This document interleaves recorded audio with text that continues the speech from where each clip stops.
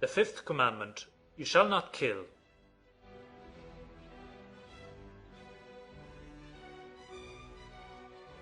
In the book of Genesis, we read the sad and painful episode of Cain and Abel. Both brothers offered sacrifices to God, but Cain offered the worst of his crops, while Abel offered the best lambs from his flock. And the smoke from Cain's sacrifice did not go up, while Abel's, being pleasing to God, went straight up into heaven. Cain felt envious of his brother, invited him for a walk, and slew him. God rebuked Cain for his sin and cursed him for having shed innocent blood, which cried out to God for punishment. Cain, filled with remorse, became a restless wanderer for the rest of his days. The fifth commandment forbids not only killing, but also quarrels, blows, envy, etc. And above all, it commands respect and the gentlest of care for human life, which is a gift from God.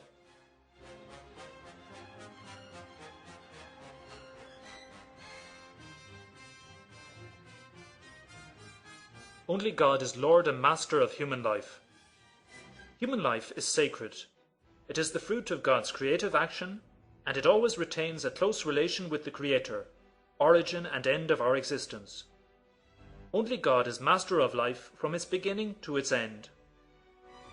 Man is only a steward, and has to take care of his own life and that of others.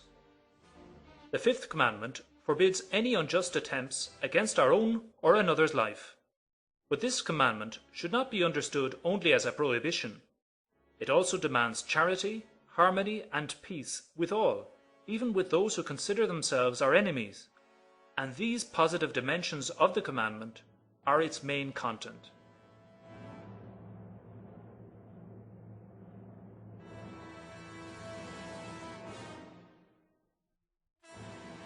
Duties of the fifth commandment towards ourselves. To love and respect ourselves. We have to love ourselves in an orderly way, without selfishness, referring people and things exclusively to ourselves, and without pride, overvaluing our qualities because of ambition, conceit, and vanity. To make good use of our talents. God has given each man talents and capabilities, both natural and supernatural. Intelligence and willpower are gifts of nature which we have to develop. We need to acquire all the knowledge we are capable of, and to strengthen our will so as to be masters of ourselves and to form our personality, so that we may be able to undertake noble enterprises. Laziness is the sin opposed to making our talents bear fruit. On the supernatural level, God gives us grace and the gifts that accompany grace. We have to make good use of them, because at the end of our lives we will have to give account of how well we used the graces we received. To love and respect our body. The body is an instrument that God has sanctified and given to us, and it is called to rise one day full of glory.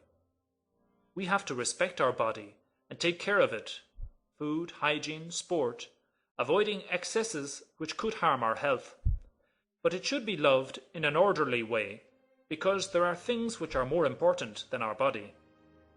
In opposition to this love stands suicide, wishing for one's death or exposing oneself to serious dangers, imprudent driving of vehicles, dangerous sports, etc., amputations and mutilations, euthanasia, shortening life so as to flee from pain, gluttony, excessive eating and drinking, drunkenness, abuse of drugs. To take care of the spiritual life. Taking care of the body is important, but even more important is to take care of the soul, so that grace grows in us. We grow in grace by advancing in the knowledge of Christian doctrine, the Catechism, so as to be able to practice it, going often to confession and communion, befriending Jesus present in the tabernacle, offering up little sacrifices, and so on. The life of grace is lost, killed, by mortal sin, which is like suicide, but thanks to God's mercy it is possible to recover the supernatural life in the sacrament of penance.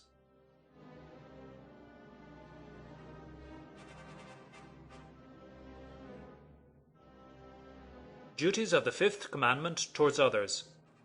Respect for other people's lives.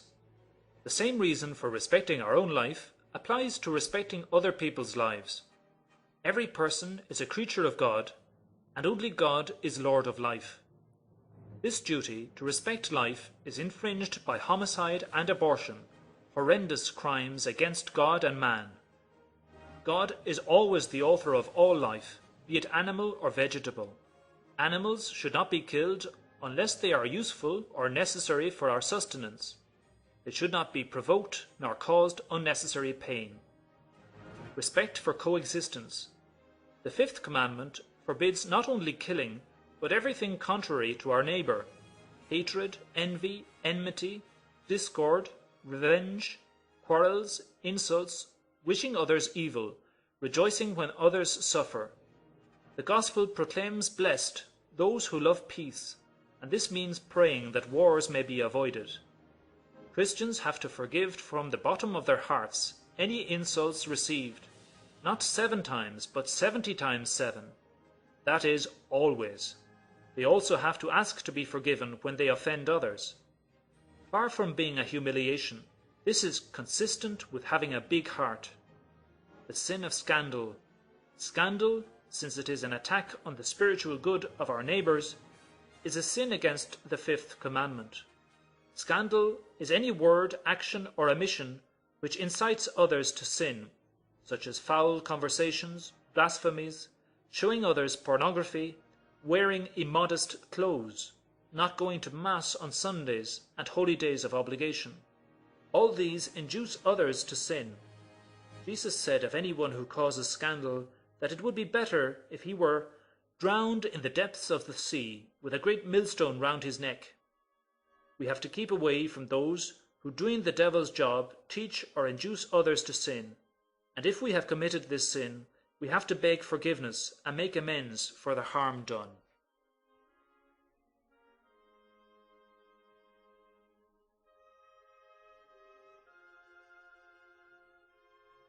Help others in their needs. The Fifth Commandment commands us to love our neighbour, helping him with our example and word to fulfill his needs, both material and spiritual. The works of mercy remind us what the main needs of our neighbours are and help us to show them our love.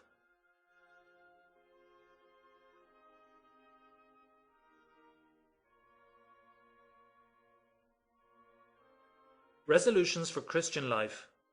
Look up the works of mercy in the Catechism of the Catholic Church and consider which ones you practice and which one you might practice more. Be respectful and friendly with everybody. Never harbour a grudge or wish anyone evil. Avoid insults and nasty nicknames. Forgive those who offend us, as we pray in the Our Father.